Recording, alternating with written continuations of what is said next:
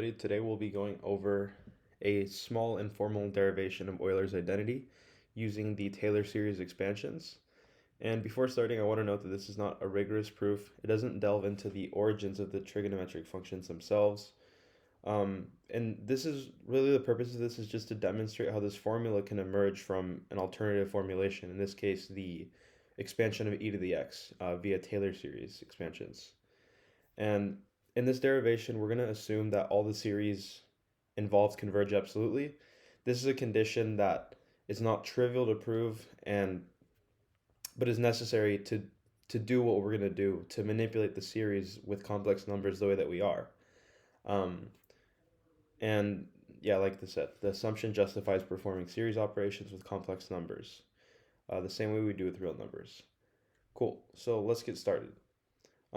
First, we want to keep in mind we're going to try to eventually get to Euler's identity, right? So it makes sense to start off with the Taylor series expansion for e to the x. And just to remind ourselves, it's this x to the n over n factorial starting from 0 and going to infinity. And here are the first few terms of the Taylor series expansion. And then, as we know, Euler's identity is e to the jx is equal to cosine x plus j sine x. So we want to basically start working our way there. So we're going to want to plug in this jx into the Taylor series expansion. And at this point already here, we're already making an assumption that we can even plug in a complex number into here and assume that it'll work. We're assuming that this series converges and acts similar to how e to the x would converge. But assuming that that is fine, we get this. We get 1 plus jx squared over 2 factorial plus jx cubed over 3 factorial, and I added a few terms just so we can see the pattern here.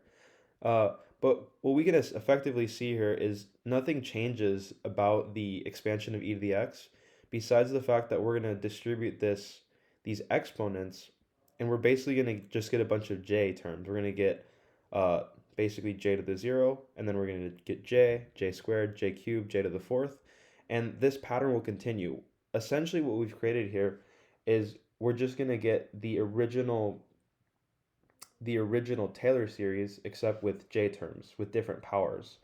Uh, and as we'll notice in just a second, there's a cyclical pattern when taking powers of j, and this is kind of the first emergence of kind of this oscillatory behavior, taking powers of j. So let's analyze those powers of j. Just a standard j to the 1, we get j, makes sense. And then also, we've probably seen this before when working with complex numbers, but j squared is just equal to -1, right? And then j cubed is just j squared times j, so we're just going to get -1 times j. And then j to the 4th is just, you can think about j to the -4th as j squared squared, so it's -1 times -1, which gives you 1, and then j to the 5th gives us j again. So the reason that we want to look at these powers is we notice a cyclical pattern, right?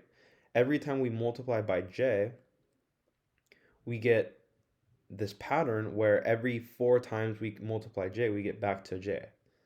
So we can use this pattern to simplify our series greatly, right? We can use this cyclical pattern to assume that for higher order terms, we can just reduce it to one of these 4 basic ones, right? For example, if we had j to the 40th, we can just reduce it to like this, j to the 4th term, for example. Or we can reduce it down to even like a smaller one, like the 2. And as we can see here, we can start to see this cyclical pattern emerging when raising j to various powers. So rewriting this, we can basically take this expression here and simplify it according to this pattern that we found, and we can assume that it will continue for higher order terms. So we have the 1 going down to 1, j goes to j, and then j squared turns into this negative term, and then j cubed turns into this negative j term, and j to the 4th turns into this 1 term, and then j to the 5th turns into this j term. And this process is going to continue. And notice that for even powers of j, the term becomes real, right? So when we had j squared, an even power, or j to the 4th, we had real numbers. And when we had raising j to odd powers like 1, 3, and 5, we got j terms. And this odd and even process should kind of ring a bell with even and odd functions. And we'll see how that connection gets made at the bottom here. But noticing that we get some real terms and some odd terms for different powers of j, we can notice that there's this alternating pattern of real imaginary. And what we can do is we can rewrite the series such that we're going to group all of the polynomial terms that have an even power in one group, and then we're going to group another term with all of the imaginary terms, with all the j terms. And the reason that we're going to want to do that is eventually we're going to want to factor out that j and look at the remaining series that are left, right? So we did that here. We can kind of see that we have this 1 minus x squared over 2 factorial plus x to the fourth over 4 factorial. Those are some of the real terms. And I even included this term here. And then we can look at all of the imaginary terms that have these j, the odd powers. So we have jx minus jx cubed over 3 factorial plus j x to the fifth over 5 factorial. So these are the odd terms that have an imaginary component associated to them. And then if we factor out the j, we get basically, we get that e to the jx is equal to some infinite series that looks like this plus j times some infinite series that looks like this. And if these don't already look familiar, what we can do is we can re-represent these series in terms of their own Taylor series. So I've done that here. So we might start to see the picture coming together. Do these look familiar to you? So we can see that we can rewrite this series in terms of just this here, where we're only getting even terms by getting this 2n term. And then we need to include something that alternates the terms here. So we have this negative 1 to the n, and then the denominators are even as well. So this is just giving us the even terms. And then very similarly, we're going to have plus j times, and then the series is going to look almost identical. We have this, again, alternating behavior with the minus, plus, minus.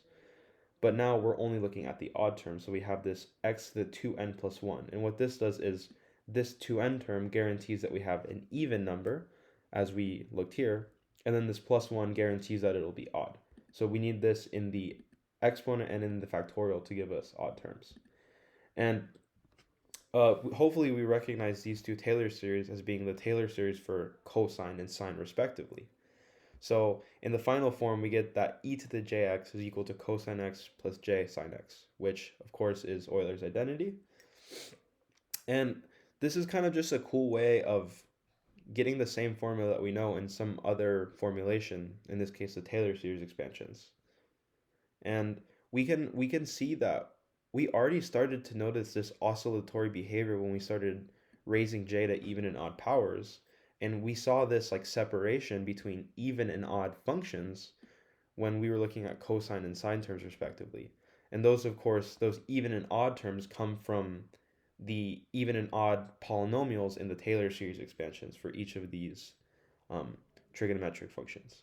So I hope that this is a cool way to kind of bring a little bit more light on the oscillatory behavior of complex numbers and why we even see trig functions coming out of complex exponentiation.